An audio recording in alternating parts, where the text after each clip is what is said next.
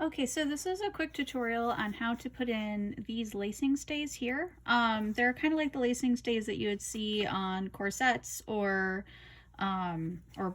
bridal gowns, but this is for a mask. And the reason we might want to do something like this is so that our masks last longer, and also so that the straps are much more customizable. They're easy to lace and unlace. And we can also, the user can swap it out with elastic. They can do behind the ears, they can do over the head, they can do all kinds of different things because we give them that option. So this video was requested by a Sweet Red Poppy sewing group, so I am using the Sweet Red Poppy fitted mask pattern. I have it double-sided. It's kind of an oops, I used the wrong side of the fabric, so this one's for me. It's very important before you do this, make sure anything that needs to be done internally to the mask is already completed. So I already put in my nose wire. I do internal nose wires there because once you do this, you're sealing up the mask. If you are using the side as a filter pocket, you might want to adjust it so that your filter pocket comes out to here and has an extra flap. So just put a little thought into what needs to be done to the masks, because this is what you want to do immediately before top stitching. I have not top stitched this yet. So what you need in order to make these stays is just 3 pieces of whatever you got lying around. This is twill tape. It's a 1/4 inch. And they are, let's see how big they are. I actually just eyeball them. So these are 3.5 centimeters. So that's about 1.5 inches. And they're really easy to do. All you got to do, the first thing, you have your unfinished edge of the mask. You're just gonna tuck that in right there. You can press it the first few times. I've done so many that I just sort of scrape it down, holds well enough for me. And that's what's going to give you that nice finished look on the end right there. All you're doing is tucking in that raw edge. So then you're gonna take first piece of tape, you're gonna cut it in half. You're gonna tuck it in there. Some people like to use pins. I have a 2-year-old, I stay away from pins. Some people use clips, whatever works for you. I just freehand it. Because remember, the most important thing with the mask is it doesn't have to be perfect, it just has to be on your face.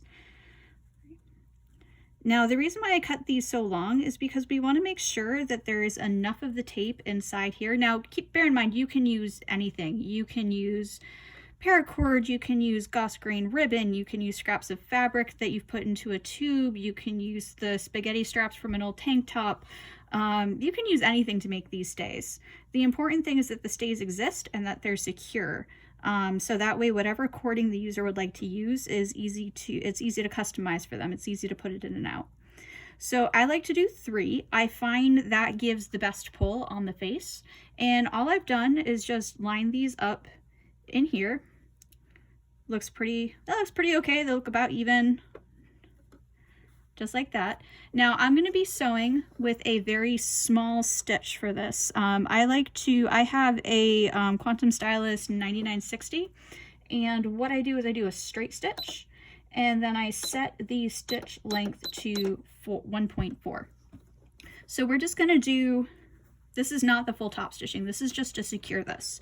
So we're going to secure this in 2 ways. The first is with this first stitch.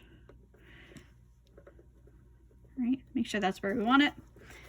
And again, remember, it doesn't have to be perfect, just has to get the job done. All right, so we're gonna stitch that down. Now, I know a lot of people love back stitching. I don't really use back stitching on my masks. And the reason why is because there's so much going on with top stitching and reinforcing and all of that, that I just don't want to put more holes in the fabric than we absolutely have to. All right. So what I've done there is I just secured these straps. See, now they're nice and firm. They're in there. They're not really going anywhere. Now, depending on what type of fabric you're using or what type of material you're using in order to make these lacing stays, you may want to do 2 extra stitch or 1 extra stitch there. But I find that for pretty much everything, if you do this and then you do the top stitching all around, that's more than enough security for these. So I am going to quickly do the top stitching just so I can show you what I mean. And then this mask will be done.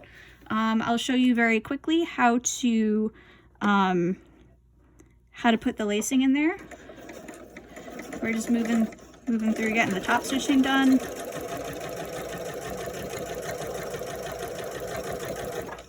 And again, this is a straight stitch. The stitch length is 1.4.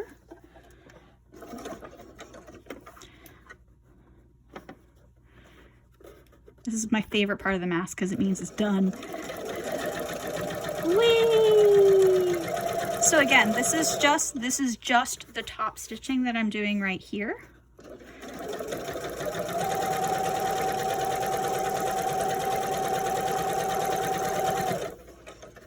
And I use embedded nose wires, so I just be a little careful because they can be finicky. You can stitch over them.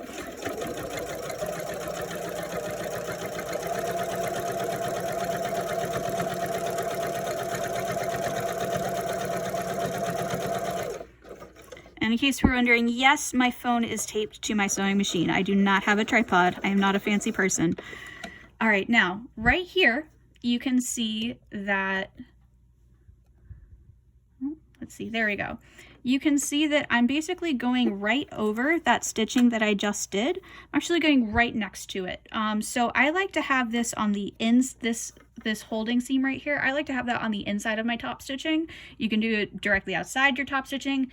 Doesn't matter. You just want to make sure that 2 lines of stitching goes over these stays, and that's what's going to keep them nice and secure. There we go.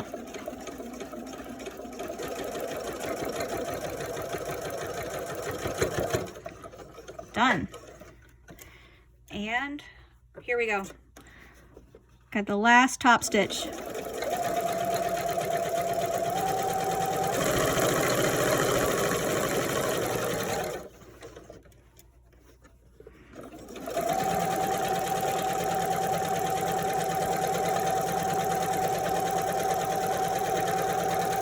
Da-da-da, and done. So now we have on both sides of this mask, we have these really nice lacing stays right here. And the way that we use those is we're going to take, you can use any material for this. You can use your elastic, you can use more twill tape, you can use thick embroidery thread. This allows you to use pretty much anything that you want for these straps. So I have a length of, let me see, what do I have here?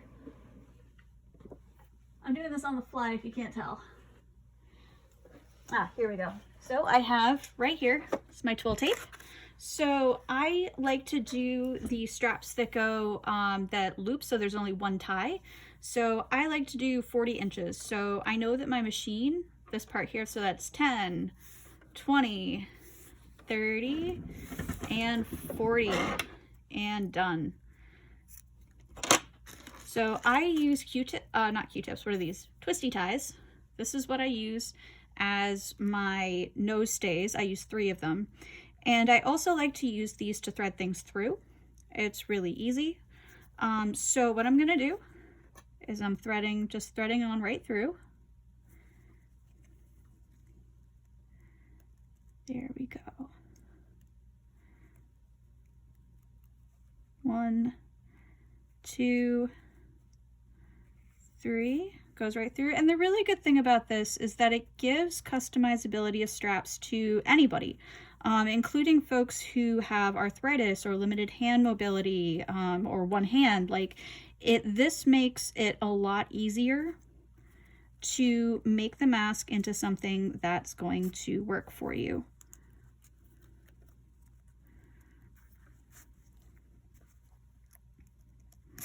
There we go. Now you don't want to have these too large because otherwise that's going to put way too much pressure. It's not going to evenly distribute the pressure. But you know, this one here, like I said, doesn't have to be perfect. Just has to get the job done. This one here I probably could have made a little bigger, but at the end of the day, this is going to tie on my face just fine. So with this, if you're using elastic and you're doing behind the ear loops, you could just knot it right there. But I like to go underneath the chin of the mask and then up to the other side right here. I got 1, we have 2, we have 3.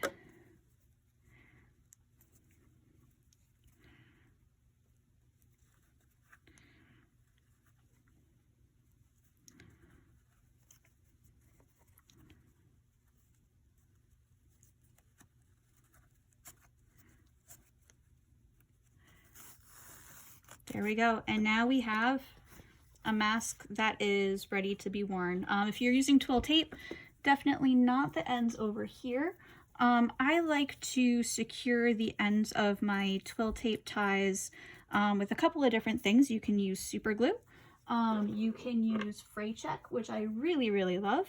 I'll actually show you how I do the fray check on this.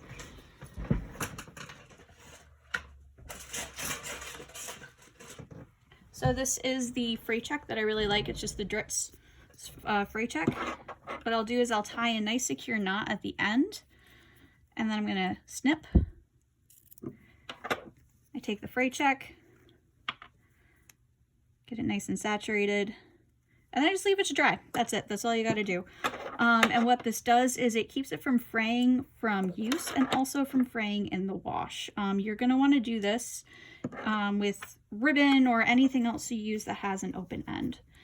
And so there we have it. A mask that is ready to be worn. So I want to give a shout out to the Sweet Red Poppy Facebook mask group because y'all are awesome. This is, first of all, Sweet Red Poppy patterns are awesome. I use a bunch of different ones, but this is a good one. This one I've gotten real good feedback on, and the group is so positive and like upbeat, and I love it. So that's it. If there's anything else you'd like me to make a tutorial on, just let me know.